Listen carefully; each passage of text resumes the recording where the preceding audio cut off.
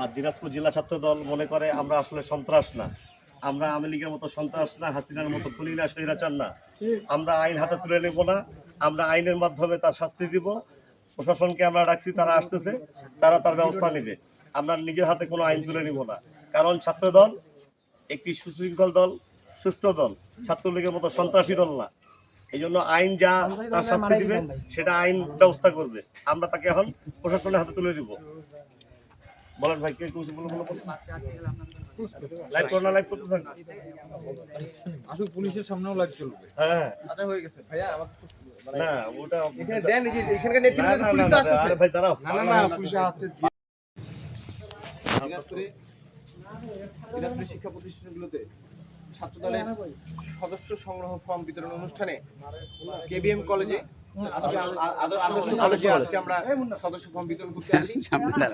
সদস্য ফর্ম বিতরণের সময় আমাদের কেন্দ্রীয় টিমের উপস্থিতিতে এবং দিনাজপুর জেলা ছাত্র দলের ভারপ্রাপ্ত সভাপতি রুবেল ভাই, দিনাজপুর জেলা ছাত্র দলের সাবেক সভাপতি রেজা ভাই সকলের উপস্থিতিতে এখানকার যে ছাত্র নেতারা রয়েছে, কেবিএম কলেজের ছাত্র নেতারা সহ আমাদের সকলের সামনে একজন ছাত্রলীগের ছাত্রলীগের একজন কর্মী, এখানে ছাত্র দলের স্টুডেন্ট না হওয়া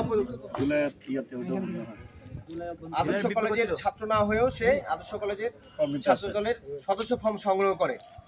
এখানকার চৌকস নেতৃবৃন্দ তাকে চিনে ফেলে এবং সে জুলাই আগস্টে একজন সাধারণ শিক্ষার্থীদেরকে সরাসরি হামলার সাথে জড়িত থাকে।